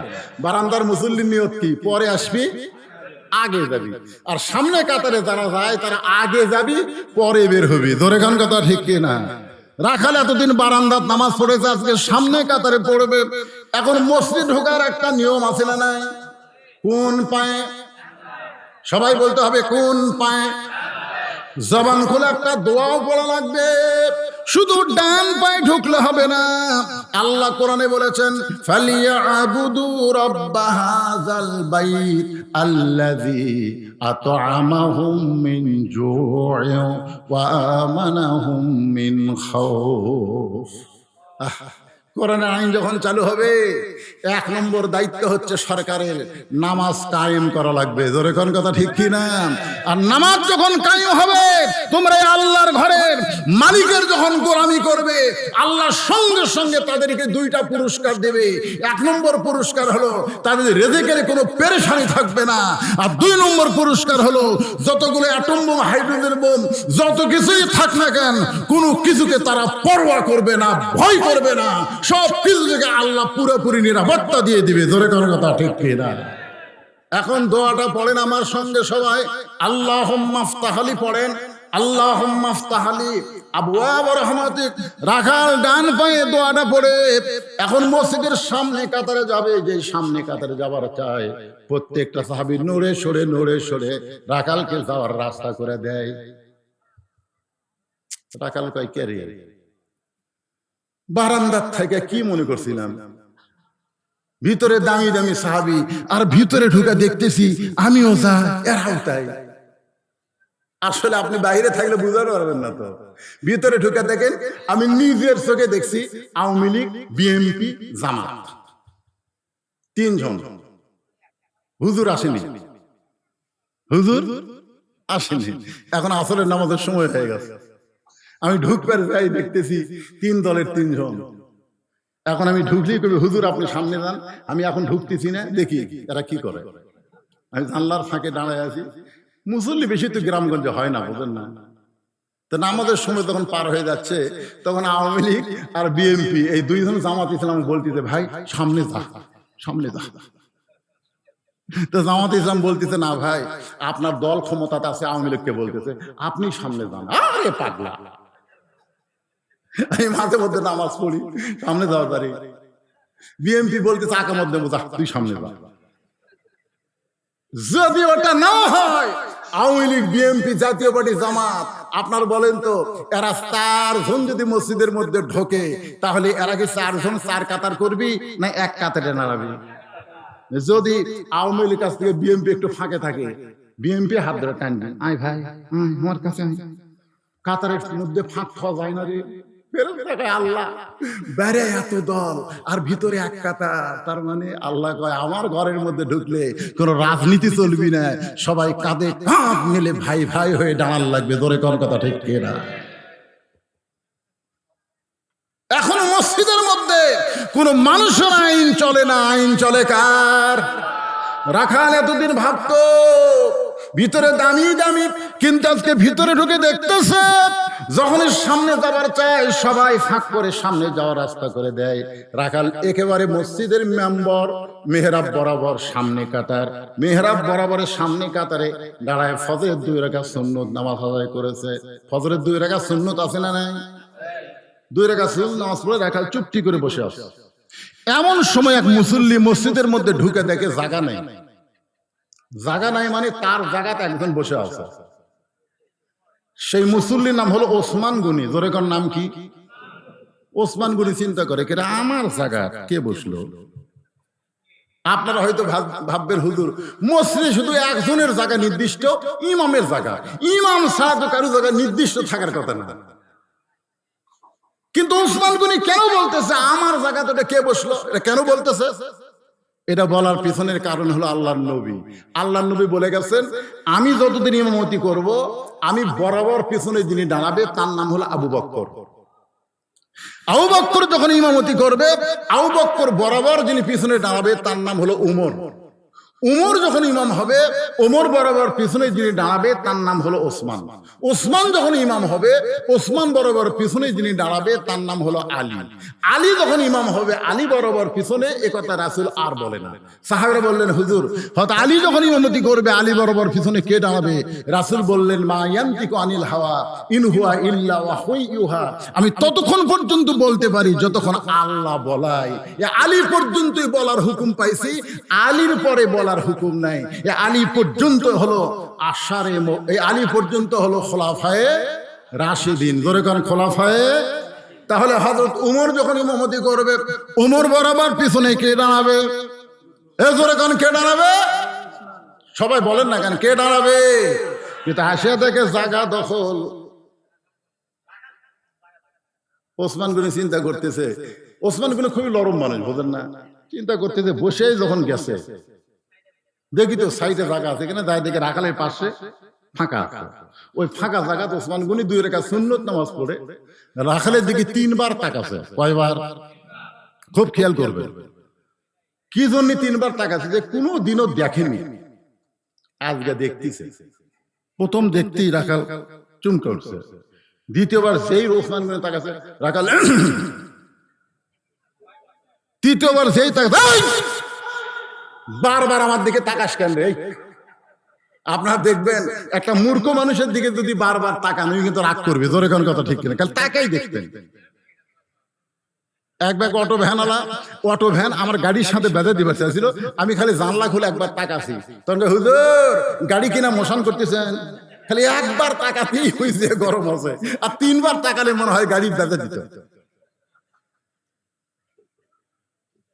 রাখাল রাগ করে বলতেছে, এই মিয়া বারবার তাকাও কেন? সঙ্গে সঙ্গে ওসমান গনি দাঁড়িয়ে গেছে। ওসমান গনি দাঁড়িয়ে থরথর করে বলতে, ভাইজান আপনার পরিচয় কি? রাখাল বলতেছে, আমার পরিচয় হলো আমি একজন রাখাল। যেই বলেছে আমি একজন রাখাল, ওসমান গনি মুস্কি মুস্কি হাসতেছে। সুবহানাল্লাহ বলেন। যেই বলেছে আমি একজন রাখাল, ওসমান গনি মুস্কি মুস্কি হাসার কারণ হলো রাখাল যারা হবে তাদের ভাষা নরম হলে হবে না, রাখালের ভাষা গরম হওয়া লাগবে। আল্লাহ রাসূল বলেছেন প্রত্যেকটা অভিভাবককে আল্লাহ রাখালের দায়িত্ব দিয়ে দুনিয়াতে প্রেরণ করেছে। প্রত্যেকটা অভিভাবককে আল্লাহ কিসের দায়িত্ব দিছে? কিসের দায়িত্ব দিছে? এখন আপনি চিন্তা করতেছেন, হুজুর আমি একজন অভিভাবক, আমার তো গরু ছাগল নাই, আমি তাহলে কিসের রাখালি করব? আপনি চিন্তা করে দেখেন, চোখ বন্ধ করে দেখেন, আছে আপনার 42 বছরের একটা গাভী আছে। আপনার 42 বছরের একটা গাভী আছে। আপনার 18 বছরের একটা আইডিয়া আছে, আপনার 16 বছরের একটা বকনা আছে। আপনি চোখ বন্ধ করে দেখেন। এখানে রূপক করতে বললাম, আসল অর্থ হলো আপনার একটা বউ আছে, 42 বছরের বউ আছে, 18 বছরের একটা ছেলে আছে, 16 বছরের একটা মেয়ে আছে। আপনার বলেন তো এই তিনটার উপর আপনার রাখালি করার দায়িত্ব আছে না নাই? জোরে করে আছে না নাই? আপনি যদি আপনার বউয়ের উপর রাখালি না করেন, আপনার বউ যদি গোটা পাড়া ঘুরে বেড়ায়, আর আপনি যদি সামনে কাতারের মুসল্লি হন, এরপরেও আপনি জাহান্নামে যাবেন। আল্লাহ রাসূল বলেছেন, দায়ুস লা ইয়াদখুলুল জান্নাহ, দায়ুস কোনোদিন জান্নাতে যাবে না। সাহাবীরা বললেন, ইয়া রাসূলুল্লাহ, দায়ুস কারা? আল্লাহ নবী বললেন, দায়ুস হলো মেয়ে মানুষ না, দায়ুস হলো ওই সকল পুরুষ মানুষ যাদের অধীনে নারীরা পর্দা করে না। তাহলে আপনার বউ আপনার অধীনে আছে না নাই? জোরে কথা কন না কেন, আছে না নাই? তাহলে আপনার বউ যখন মারা গেল তখন আপনি কয় কাপড় দিবেন? জোরে কোন কয়টা? কেন দিবেন? মরার পরে 5 কাপড় কেন দিবেন? আপনার বউকে 5 কাপড় দিয়া যখন আপনি রাখলেন খাটনিতে, সে খাটনি আবার কি দিয়া ঢাকবেন? কথা বলেন, কি দিয়ে ঢাকবেন? পুরুষের লাশ দেখা যাবে, কিন্তু মেয়ে মানুষের মরা লাশও দেখা যাবে না। লাশটাও চাদর দিয়ে যদি ঢাকতে হয়। এখন আপনি চিন্তা করেন, মরার পরে আপনার বউয়ের এমন পর্দা হলো, তাহলে জীবিত অবস্থা বউটা কেমনে রাখতে হবে? স্বামী হিসাবে সেই দায়িত্ব আপনার আছে না নাই? আপনার 16 বছরের একটা মেয়ে আছে, আপনি বলেন আপনার 16 বছরের মেয়েটা হাই হিল পরে কিলকিল করে গোটা উজগিরাম ঘুরতেছে, আর আপনার মেয়ের কারণে গোটা পাড়ার ছেলেরা পাগল হয়ে গেছে, খালি মিস কল মারতেছে। গোটা পাড়ার মেয়েরা খারাপ হওয়া লাগবে না, একটা মেয়ে যদি খারাপ হয় গোটা পাড়ার ছেলেরা খারাপ হবে। জোরে কোন কথা ঠিক কি না? এখন আপনার মেয়েকে কে ভালো করবে? যতদিন বিবাহ দেন নাই, মেয়েটা আপনার অধীনে আছে। 9 বছরের ফাতেমা, নবীর মেয়ে, 9 বছর। জোরে কোন কয় বছর? 9 বছরের ফাতেমা হাতের মধ্যে চুরি দিয়া মুস্কি মুস্কি হাসতেছে। আল্লাহ রাসূল ঘরের মধ্যে পা দিবার যায়, আর ঘরে পা দিলেন না। ফাতেমা চমকে গেল, পকেটে রাখলেন। আল্লাহ নবী বলে, ফাতেমা আয় আয়, তুই আমার কাছে আয়। এই নবীর কাছে গেল, নবী হাতটা ধরে একটা চুমা দিয়ে বললেন, মা তোর হাতের চুরি আমি যত্ন করে রাইখে দিব। শুধু চুরি না, একদিন তোর নাকে নাক ফুল পরাই দিব, একদিন তোর কানে দুল পরাই দিব, একদিন তোর গলাত মালা পরাই দিব। ফাতেমা বলে, কবে কবে? আল্লাহ রাসূল বললেন, যেদিন তোমার বিবাহ হবে। ও ফাতেমা, মেয়েরা কেবলমাত্র এক ব্যক্তির জন্য সাজতে পারবে, সেই ব্যক্তি হলো তার স্বামী। স্বামী ছাড়া অন্য কোনো পুরুষের জন্য মেয়েরা চুরি পরতে পারবে না, নাকে ফুল দিবার পারবে না, কানে দুল দিবার পারবে না, গলাত মালা দিবার পারবে না। মেয়েরা কেবলমাত্র এক ব্যক্তির জন্য সাজতে পারবে, সেই ব্যক্তিটাই হলো তার স্বামী। জোরে বলেন, সেই ব্যক্তির নাম কি? মায়েরা, মায়েরা কি আইসে টাইসে নাকি? মায়েরা আইসে আছে? ও মা আমারে বাড়িতে যখন থাকে পেটির মতন থাকে, যখন কোনো জায়গায় বেড়াবার যায়, হাইরে সাত ভাই, এত সুন্দরী সাজতেছো, যাচ্ছি বেড়াবার, বুঝতেছে না?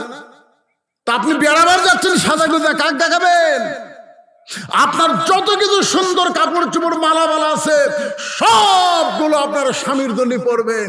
আল্লাহ রাসূল দেখতেন গভীর রাত্রে মা আয়েশা সুন্দর করে সাজতেছেন। গভীর রাত্রে আল্লাহ রাসূল বলে, আয়েশা সাজার কারণ বুঝতে পারছি, আসো কাছে আসো। আয়েশা বলতেছি, রাসূলুল্লাহ আমার ভয় লাগে।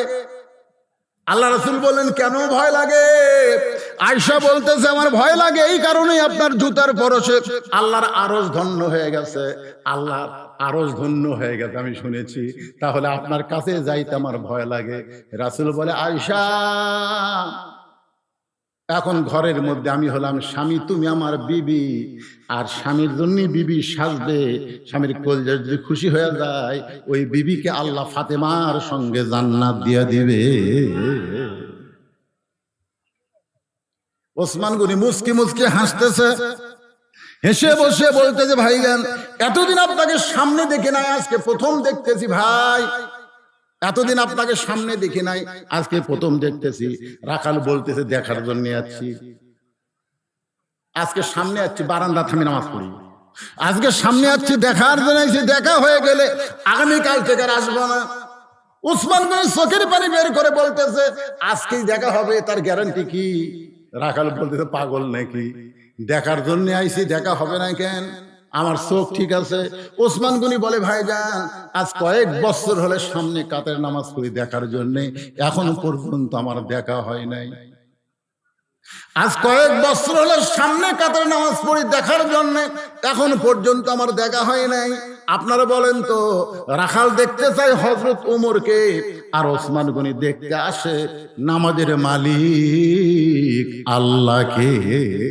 আল্লাহ রাসূল বলেছেন আনতাবুদুল্লাহ কাআন্নাকা তারাহু ফাইন লাম তাকুন তারাহু ফাইন্নাহু ইয়ারাকা। আল্লাহর সিজদার মধ্যে যখন ঢুকে যাবে, সিজদাটা যদি সিজদার মধ্যে হয় তাহলে তোমার সিজদা মাটিতে পড়বে না, তোমার সিজদা পড়বে আল্লাহর কুদরতি কদমে। জোরে কান সুবহানাল্লাহ। আল্লাহ রাসূল বলেছেন যখন তোমরা ইবাদতে শামিল হবে আল্লাহর সঙ্গে দেখা হবে। দেখা যদি নাও হয় আল্লাহ তোমাকে দেখতেছে, এই বিশ্বাস কলিজার মধ্যে আসবে। ওসমান গনি বলে ভাইজান কয়েক বছর হলে সামনে কাতারে নামাজ পড়ি, এখন পর্যন্ত দেখতে পাইলাম না, আর তুমি আজকেই দেখবা। রাখাল বলতেছে তোমার চোখে দোষ আছে, তুমি এক কাম করো, তুমি আমার হাত ধরো। ওসমান গনি রাখাল বলতেছে তুমি আমার হাত ধরো, আমি নিজেও দেখব এবং তোমাকেও দেখায় দেব। ওসমান গনি রাখালের হাতটা খফ করে ধরে আল্লাহর কোরআন তেলাওয়াত করতেছে, ইয়া আইয়ুহাল্লাযীনা আমানু তাকুল্লাহা ওয়া কুনু মা'আস সাদিকিন।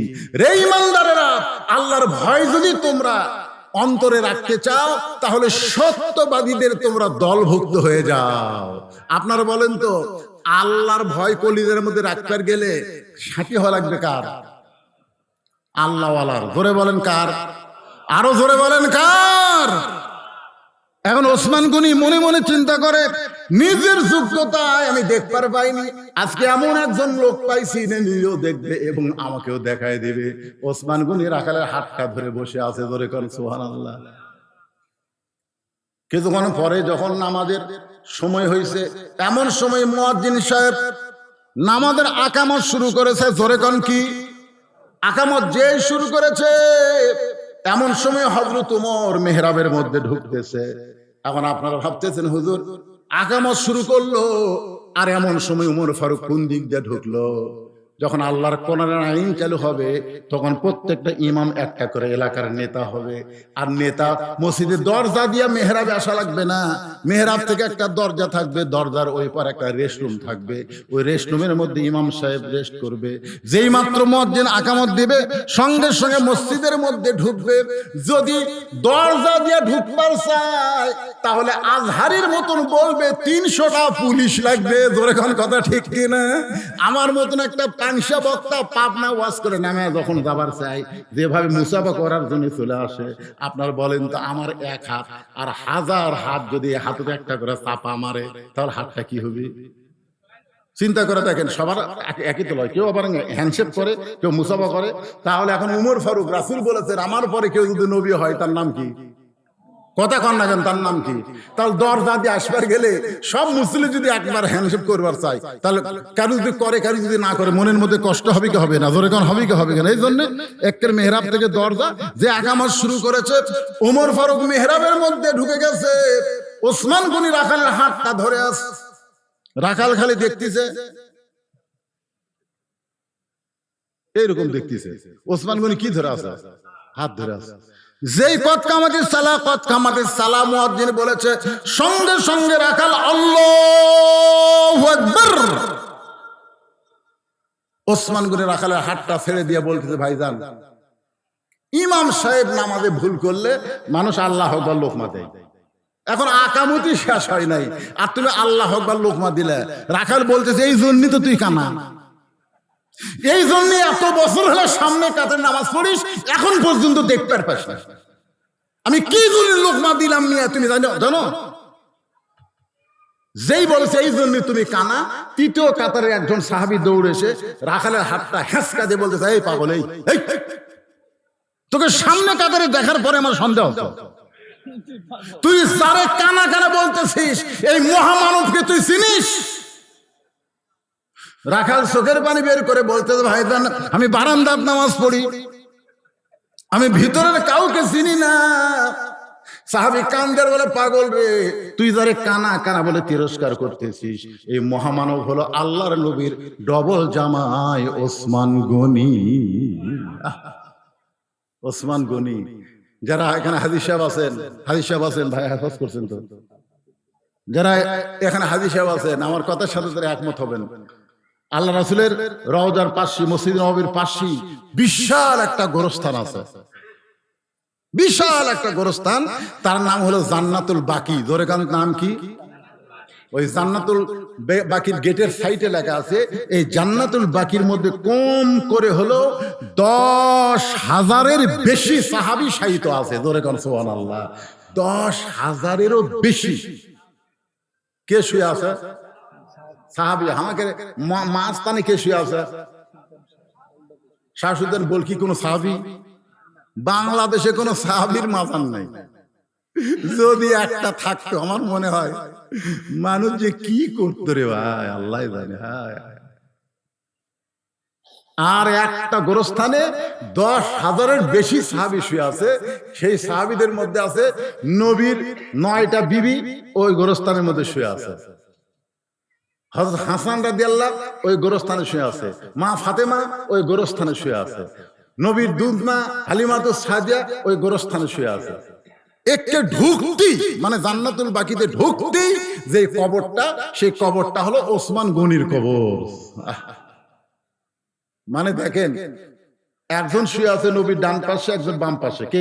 আবু বকর আর ওমর রওজার মধ্যে আছে।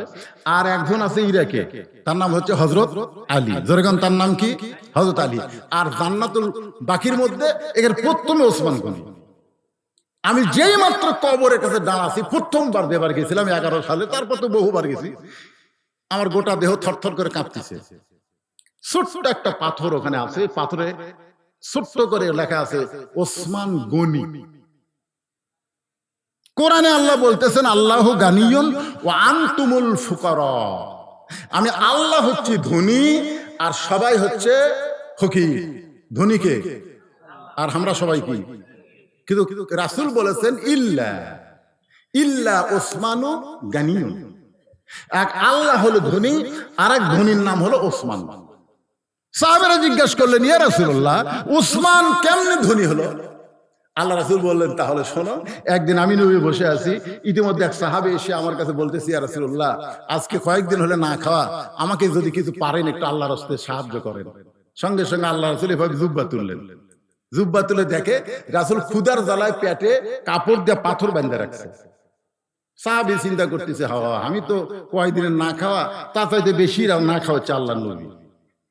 সাহাবী মনের দুঃখে তখন যাবার চাই, রাসূল ডাক দিলেন, আম্মা সাইলা ফালা তানহার। সাইলকারীকে খালি খালি ফিরান যায় না, আয় আমার কাছে। সাহাবী বসে বলতে, হুজুর, আমার পেটর যে খিদে, আপনার কাছে বসা থাকলে তো খিদে যাবে না। আল্লাহ রাসূল বললেন, বস।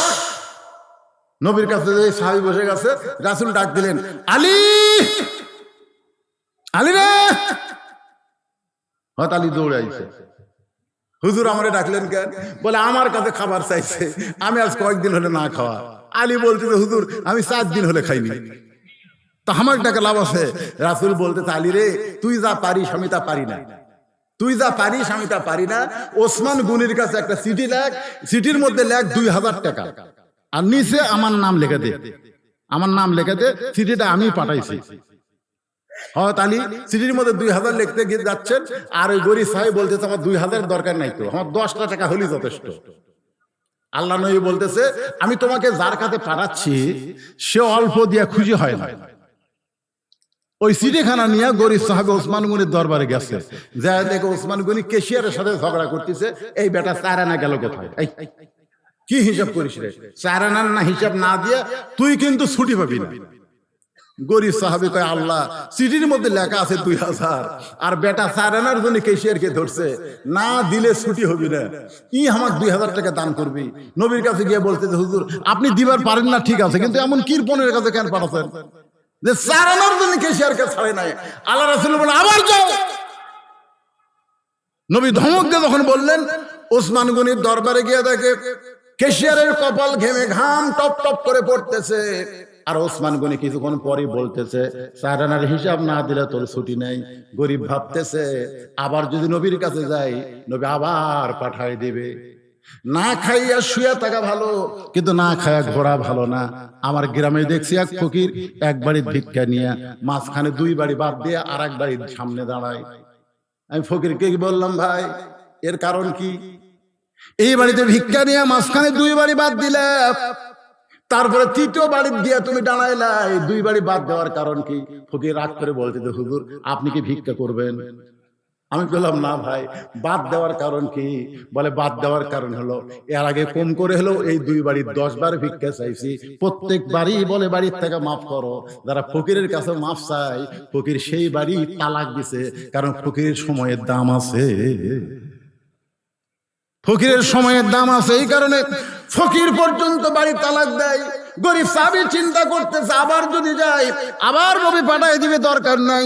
সিটি পকেটের মধ্যে রাইখা গোপন পথ দিয়ে যখন পলাবার চায়, এমন সময় দেখে রাস্তার মাথায় হযরত আলী দাঁড়ায় আছে।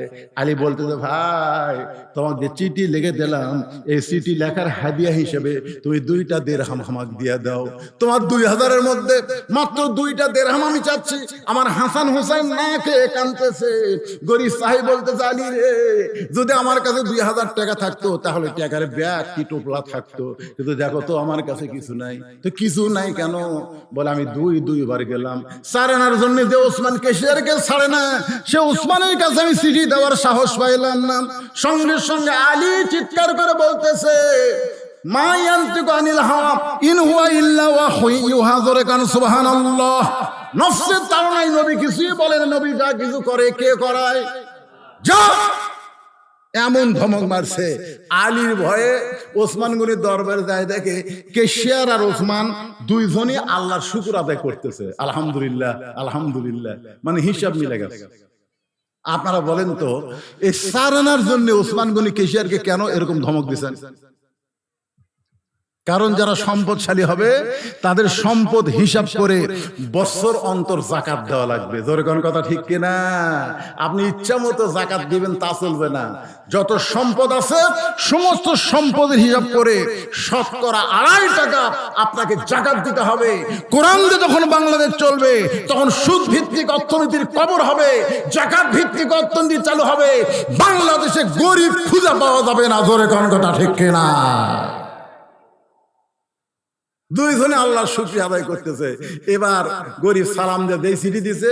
ওসমান গনি চিঠি খুলে পড়ে একটা চুমোতে বলতেছে, ভাইজান এই চিঠি কে পাঠাইছে ভাই? গরিব সাহেব বলতেছে, আপনি লেখাপড়া জানেন না? চিঠির নিচে দেখেন আল্লাহর নবী পাঠাই দিছে। ওসমান গনি সঙ্গে সঙ্গে চুমো খেয়ে বলতেছে, ভাইজান এই চিঠি কে পাঠাইছে? গরিব সাহাবী বলতেছে, আল্লাহর নবী এই চিঠি পাঠাইছে।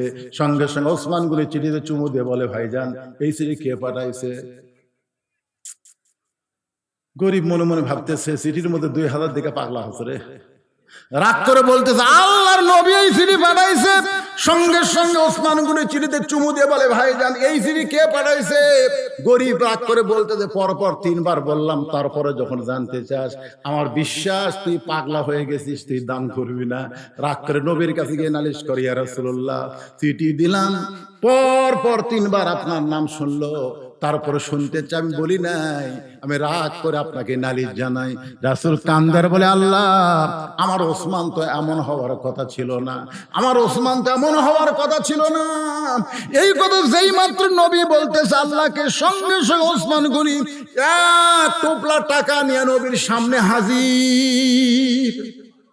আল্লাহ নবী, ওসমান এই গরিবকে তুমি 2000 টাকা দান করবা। 2000 টাকা দান না করে 1 টোপলা টাকা নিয়ে কেন আইসা?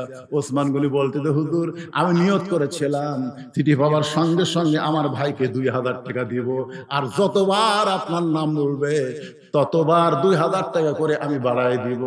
আমি নিয়ত করেছিলাম যতবার আপনার নাম বলবে ততবার 2000 করে বাড়াই দিব।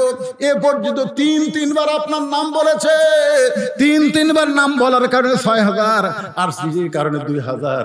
এই 8000 টাকার টোপলা নিয়ে আপনার সামনে আইছি। আপনার পবিত্র হাত দিয়ে গরিব ভাইকে আপনি দিয়া দেন। আল্লাহ নবী কান্দের বলে, আল্লাহ যে ওসমান আমার নাম শোনার সঙ্গে সঙ্গে 2000 টাকা বাড়ায় দেয়, আমি গরিব নবী ওসমানকে কি দিব? আল্লাহ বলতেছে, ইয়া রাসূলুল্লাহ, আপনি কিছু দিবার না পারলে কি হবে, আমি আল্লাহ আমার গানি ডিগ্রি ওসমানকে দিয়া দিলাম।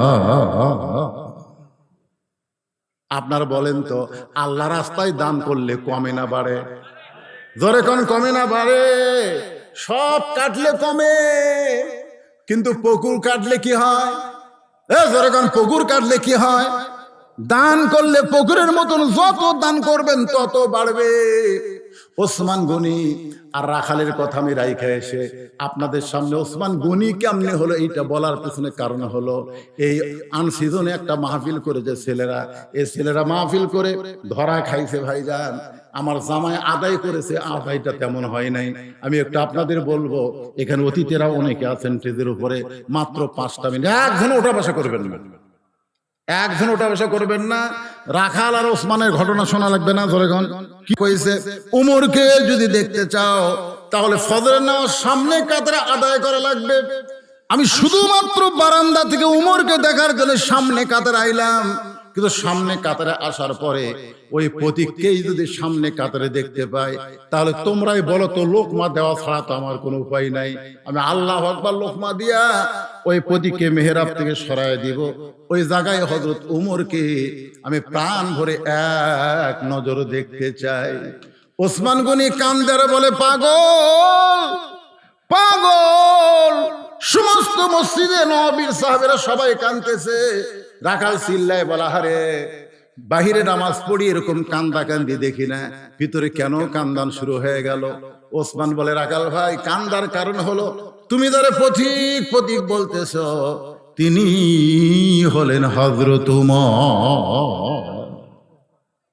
গাছের গোড়া কাটলে গাছটা যেমন পড়ে যায়, রাখাল তেমনি পড়ে গিয়া মেহরাবের মধ্যে কাটা মুরগির মতন ছটফট করতেছে আর বলতেছে, আমির আল মুমিনিন, আমি আপনাকে তওবা পড়াইছি, আমি আপনাকে মুনাফিক কইছি, আমি আপনাকে ভণ্ড কইছি, এত কিছু বলার পরেও আপনি অধম রাখালকে কিছুই বলেন নাই। ওমর ফারুক রাখালকে এক টানে তুলে কপালে একটা চুমু দিয়া বুকের মধ্যে জড়ায় ধরলেন। সমস্ত সাহাবীরা বলতেছে, আমির আল মুমিনিন, আমরা বুঝতে পারলাম না যেই লোকটা আপনাকে তওবা পড়ানোর কথা বলতেছে, আপনাকে মুনাফিকের কথা বলতেছে, ভণ্ডের কথা বলতেছে, আপনি তাকে বুকের মধ্যে জাপটে ধরলেন, কারণ কি? ওমর ফারুক বললেন, সাহাবীরা রে, আমি এত কথা হজম করার পিছনে একটাই মাত্র কারণ, আমি রাখালকে দেখি নাই, এ রাখালের মধ্যে আল্লাহর কোরআন আমি দেখতে পাই। কোরআন দিয়ে যখন বাংলাদেশ চলবে, তখন কোরআন শুধু ওয়াজের টেজে থাকবে না, কোরআন শুধু মাদ্রাসায় থাকবে না, কোরআন শুধু মসজিদে থাকবে না, সবাই কোরআন মাননেওয়ালা হয়ে এক একটা কোরআন হয়ে যাবে। ধরে কোন কথা ঠিক কি না? এই আহসানু আমালা, সুন্দর আমলের পরীক্ষা নিবে আল্লাহ। সেই সুন্দর আমল হলো শুধু কোরআনের ওয়াজ শুনবো না, বাস্তব জীবনে আল্লাহর কোরআন অনুযায়ী যেন চলতে পারি। কোরআন অনুযায়ী চলতে গেলে আমাদের কি করণীয়, সেই কাজটা আমাদের করার দরকার আছে না নাই? আল্লাহ যেন সকলকে তৌফিক দান করে। সকলে বলে আল্লাহুম্মা আমিন। আস্তাগফিরুল্লাহ রাব্বি মিন কুল্লি যামবি ওয়া আতুবু ইলাইহি। আল্লাহুম্মা আমিন। আল্লাহুম্মা আনতাস সালাম ওয়া মিনকাস সালাম, তাবারাকতা ইয়া যাল জালালি ওয়াল ইকরাম। আয় আল্লাহ তাআলা, যখন বগুড়া থেকে রওনা দিলাম বৃষ্টির ভিতর দিয়ে, মনে হচ্ছিল আজকের মাহফিল হবে না। আল্লাহ, এরপর আসার পর থেকে আর কোনো বৃষ্টি তুমি দেও নাই। যতটুকু মানুষ হয়েছে শেষ মোনাজাত পর্যন্ত সুন্দরভাবে বসে বসে কোরআন হাদিস আলোচনা শুনেছে। যে যুবকের আজকের মাহফিল আয়োজন করেছে তারা সহ, আজকের মাহফিলের সম্মানিত সভাপতি, আয় আল্লাহ, বাহিরে রয়েছে আল্লাহ, ওমরা হজ করতেছে সহ সভাপতি সহ, প্রধান অতিথি, বিশেষ অতিথি, বরণ্য অতিথি আল্লাহ যারা আছেন, আলেম ওলামা, হাজী সাহেব, মুরব্বী, যুবক, কচি কাঁচা পথের অন্তরালের মা বোনেরা, আল্লাহ যারা মুনাজাতের মধ্যে শামিল হয়েছে, আল্লাহ সকলকেই কবুল করে নাও। আল্লাহ, আজকে আলোচনার ভিতর দিয়ে আমরা কোরআন হাদিসের উচ্চারণ করেছি, যদি কোনো ত্রুটি হয়, ভুল হয়, মাফ করে দাও। যা হাদিয়া মঞ্জুর করো সোনার মদিনায় নবী পাকের রওজা মোবারকে আল্লাহ কবুল করে নাও। तमाम আম্বিয়াই কেরাম, আসহাবে কেরাম, তাবিঈন কেরাম, তাবিঈন কেরাম, तमाम পৃথিবীর মাটির নিচে যত মুমিন মুমিনা শুয়ে আছে আল্লাহ সকলের আরওয়াহ পরে হাদিয়া কবুল করো। আল্লাহ আমরা যারা হাত তুলেছি আমাদের জনম দুঃখনী মা বাবা যাদের কবরে চলে গেছে আল্লাহ মেহেরবানি করে মা বাবার কবরকে জান্নাতে টুকরা বানিয়ে দাও। আমাদের দাদা দাদি নানা আত্মীয় স্বজন শ্বশুর শাশুড়ি যাদের কবরে গেছে আল্লাহ কবরবাসীদের মাফ করে দাও। আল্লাহ উজগ্রামের উপরে রহমত বরকতের দরজা খুলে দাও। আল্লাহ প্রত্যেক বছর এমন করে সুন্দর আয়োজন যেন করতে পারে এমন ইমানি শক্তি যুবকদেরকে দান করে দাও। আল্লাহ আল্লাহ প্রত্যেকটা যুবককে 5 ওয়াক্ত নামাজি হিসাবে কবুল করে নাও। আমার মা বোনদেরকে পর্দানিশি কবুল করে মা ফাতেমার চরিত্র দান করে দাও। আমাদের মধ্যে আমরা যারা অসুস্থ আছি আল্লাহ সুস্থতার নিয়ামত দান করে দাও। আল্লাহ আল্লাহ তিনবারের সাবেক প্রধানমন্ত্রী অসুস্থ অবস্থায় আছে আল্লাহ আমরা দোয়া করি দেশ নেত্রী বেগম খালেদা জিয়াকে পরিপূর্ণ সুস্থ দান করে দাও। আল্লাহ আয় আল্লাহ তাআলা আরো যারা অসুস্থ আছে আল্লাহ সবাইকে সুস্থতার নিয়ামত দান করে দাও। আজকের মাহফিলের সম্মানিত প্রধান অতিথিকে কবুল করে নাও। আজকের মাহফিলের সভাপতি কবুল করো, বরেণ্য অতিথিদের কবুল করো, আলেম ওলামাদের কবুল করো। যে যারা নিয়ত করে হাত তুলেছে আল্লাহ সকলের নেক নিয়ত নেক আশায় কবুল করে নাও। হে আল্লাহ তাআলা আমি গুনাহগার বলে দোয়া ফিরাই দিও না। এতগুলো মানুষের মধ্যে যার 2 হাত তোমার পছন্দ হয় সেই 2 হাতের ওসিলায় আজকের গোটা মাহফিলকে আল্লাহ কবুল করে মৃত্যুর সময় আমাদের জবানে তুমি জারি করে দিও লা ইলাহা ইল্লাল্লাহু মুহাম্মাদুর রাসূলুল্লাহ সাল্লাল্লাহু আলাইহি ওয়াসাল্লাম। আসসালামু আলাইকুম ওয়া রাহমাতুল্লাহি ওয়া বারাকাতুহু।